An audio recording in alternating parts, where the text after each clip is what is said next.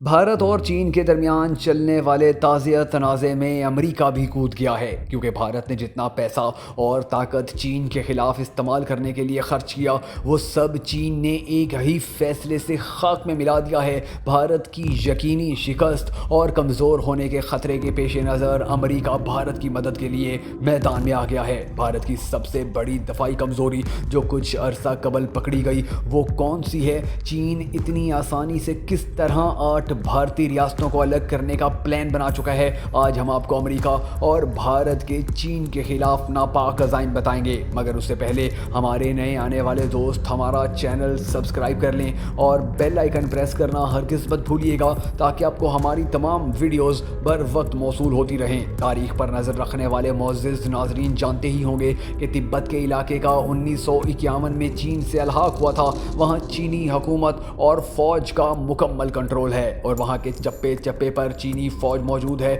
اور انہی حالات کو دیکھتے ہوئے امریکہ میں بل پیش کیا گیا جس میں ٹرمپ کو یہ اختیار دیا جا رہا ہے کہ تبت کو آزاد ملک تسلیم کر لیا جائے اور وہاں سے چین کو مکمل طور پر اپنا قبضہ ختم کرنے کے لیے مجبور کیا جائے۔ لیکن اگر چین نے تبت نہیں چھوڑا تو دنیا چین کے خلاف کھڑی ہو جائے گی، چین پر تجارتی اور دیگر پابندیاں لگائی جائیں گی اور چین کو تنہا کر دیا جائے گا۔ تبت کے بارے میں کہا جاتا ہے کہ یہ وہ علاقہ ہے جو چین کو براہ راست لائن آف ایکچوئل کنٹرول سے ملاتا ہے۔ اب اگر تبت آزاد ملک بن جائے گا تو چین کے لیے اس لائن تک پہنچنا ناممکن ہو جائے گا اور بھارت کو یہ فائدہ ہوگا کہ اس کے بعد چین وہاں کبھی نہیں آ سکے گا۔ اور امریکہ اس لیے بھارت کی مدد کر رہا ہے کیونکہ اس کو پتہ ہے کہ چین اب اس مقام پر پہنچ چکا ہے کہ جہاں بھارت کی گردن چین کے ہاتھ میں ہے۔ بھارت کی 8 ریاستیں جن میں اروناچل پردیش، آسام، سکم، منی پور، میگھالیہ، ناگالینڈ، تریپورہ اور میزورم شامل ہیں، چین کے نشانے پر ہیں اور چین کو ان ریاستوں پر قبضہ کرنے میں کسی قسم کی مشکلات کا سامنا نہیں کرنا پڑے گا۔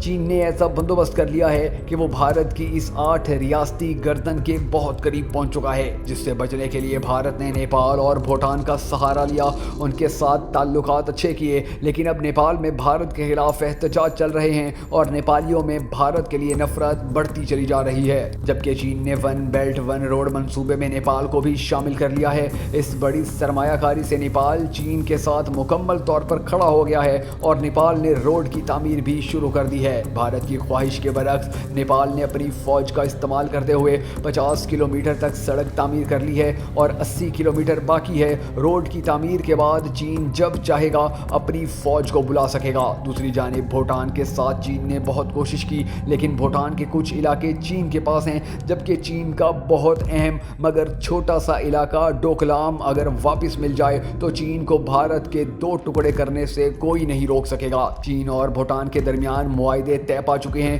چین بھوٹان کو 2 علاقے واپس کر چکا ہے اور بھوٹان سے ڈوکلام مانگ رہا ہے، جس میں بھارت مداخلت کر رہا ہے کیونکہ بھوٹان اور بھارت کے درمیان 1949 سے بہت بڑا معاہدہ ہے جس کے تحت بھوٹان کو سیکیورٹی بھارت دیتا ہے، وہاں بھارتی سیکیورٹی فورسز ہیں، اس لیے بھوٹان یہ آزادانہ فیصلہ نہیں کر سکتا۔ لیکن چین پر امید ہے کہ بھوٹان یہ علاقہ جلد ہی واپس کر دے گا کیونکہ چینی معیشت مستحکم ہے اور بھوٹان کو بھارت سے کچھ بھی نہیں ملنے والا۔ چین نے بھارت کو ایسے ہی قابو کر لیا ہے جیسے پاکستان نے کارگل کے وقت کیا تھا۔ ہمارے پاس وہ ایک بہترین سنہری موقع تھا کہ بھارت کی سپلائی روک کر کشمیر کو آزاد کروا لیتے، جسے ضائع کر دیا گیا۔ لیکن چین آنے والے وقتوں میں دنیا کو لیڈ کر سکتا ہے۔ یورپی ممالک سمیت پوری دنیا اس حقیقت پر نظریں گاڑی بیٹھی ہے کہ چین کے ساتھ کھڑے ہونے کے فوائد ہی فوائد، جبکہ اس کا ساتھ چھوڑ کر بھارت کا ساتھ دینا خسارہ ہی خسارہ ہے۔ چین اور بھارت کے حالات اگر اسی طرح خراب رہے تو شاید جلد ہی دنیا میں تیسری عالمی جنگ شروع ہو جائے گی،